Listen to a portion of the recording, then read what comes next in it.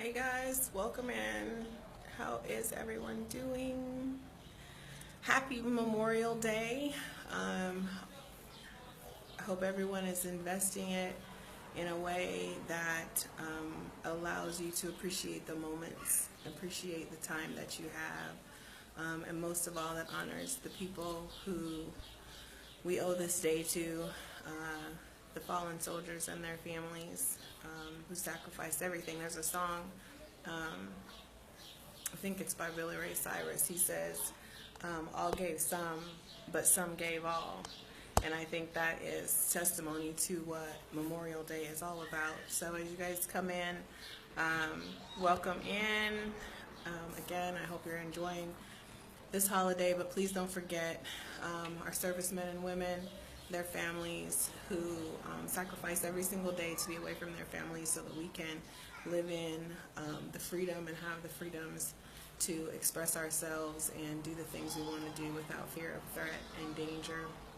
And then to the families of those who ultimately sacrificed it all for their country. So that is my Memorial Day wish for all of you. So as you come in, feel free to share the video out, invite some others into the conversation. What's going on, Jonathan? Hey, Ed. We are talking today about the importance of time, and I thought that it was a very timely topic considering what today is and what today represents, and how historically we all tend to gather family together and invest it with people that we love, care about, and appreciate and value. So today we're talking about time, and we're doing 30 books in 30 weeks. For those of you who don't know me, maybe just joining in for the very first time, my name is Marcy Batiste, America's #1 reality-based success and recovery trainer. I am sold out to my happiness. I live life on Mars. Those are two things that are important for everyone to know about me.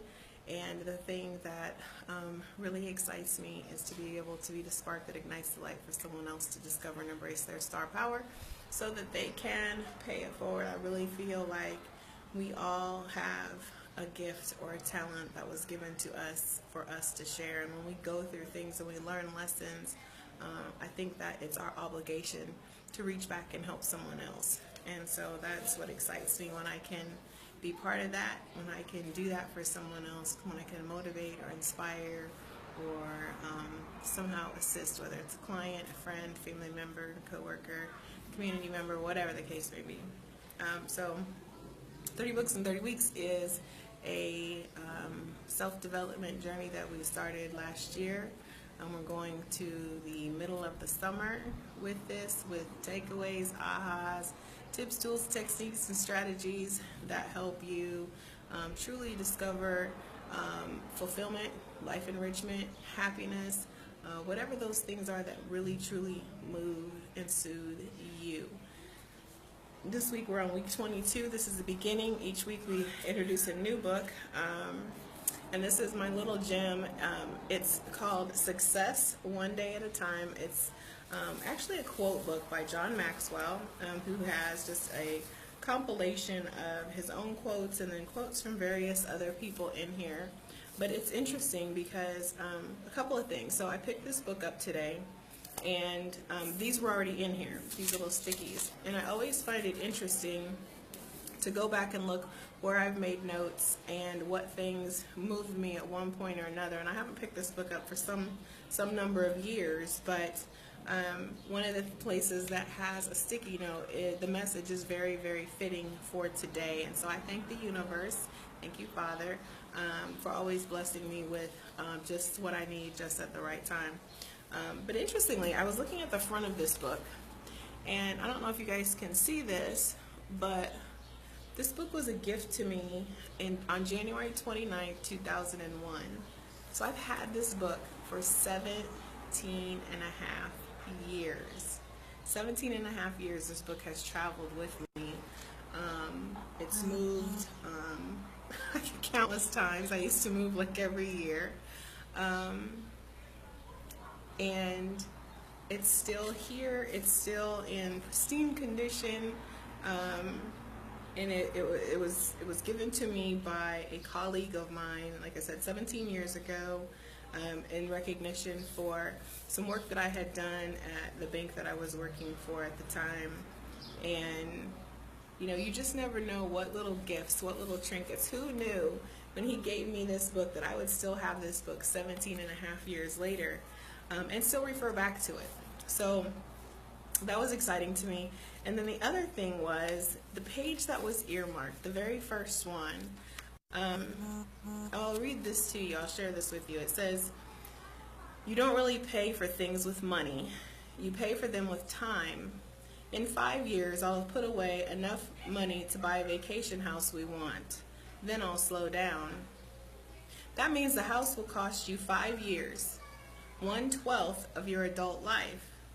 Translate the dollar value of the house, car, or anything else into time, and then see if it's still worth it. The phrase spending your time is not a metaphor, it's how life works." And I think that's so powerful that that would be the passage that I already had earmarked from, I don't know, several years ago. I can't tell you the last time I read this book. But that would be the passage that I had earmarked. But the post that I had done, because I hadn't picked out the book for this week yet, but the post that I had done was the price you pay for anything is the amount of life you're willing to exchange for it. And, you know, I think that when we look at how all of these pieces kind of come together today. So we're talking about, hey Mark, we're talking about it's Memorial Day. We're talking about investing time with family and friends and loved ones. And we're talking about recognizing fallen heroes and showing them honor and respect and appreciation and gratitude for the families that sacrificed for us. And then we think about that passage, how everything, if you look at it and what it costs you in time, right? And so when I think about how many years I wasted, years upon years upon years, being insecure, being scared, afraid to live my dreams, sacrificing my dreams and putting them on the shelf. And I say one of the things I say now is take your dreams off your to-do list and put them on your today list.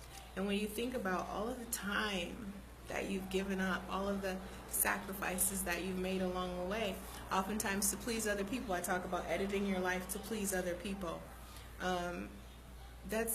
You're exchanging time for all of those things, and that's something that you cannot ever get back.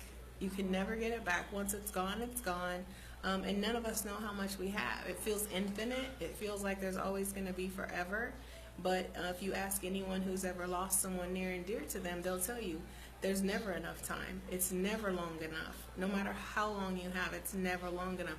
Somebody always wants more time. And when I talk to people who have particularly lost their parents or their children, oftentimes they say, if I could just have one more minute, one more moment to say I love you, one more second to say I'm sorry, one more opportunity to give them a hug, to give them a kiss, to show appreciation, to say thank you for that little thing that I forgot to thank you for the first time. And those are the things that when I think, hey, Terrence, when I think about what today represents and when I think about the value of time and how much we exchange, how much life we exchange, and energy we waste on stupid stuff, being angry, being regretful, being fearful. Just imagine if you could cut the time that you spent being afraid of something into time and invested that time instead in figuring out how to make it work instead of worrying about what could go wrong. Just imagine.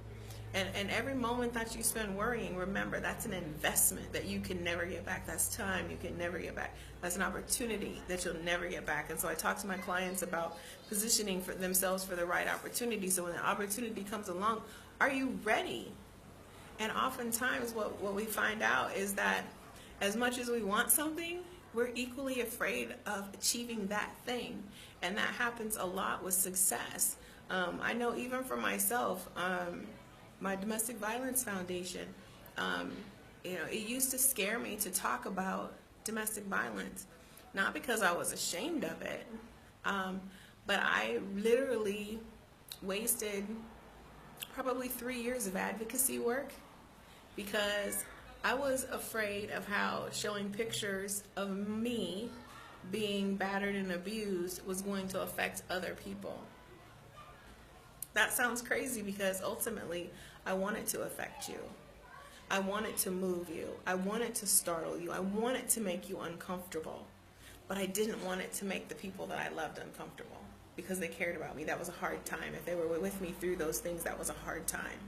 And it evoked a lot of emotion from them. And I wanted to protect them.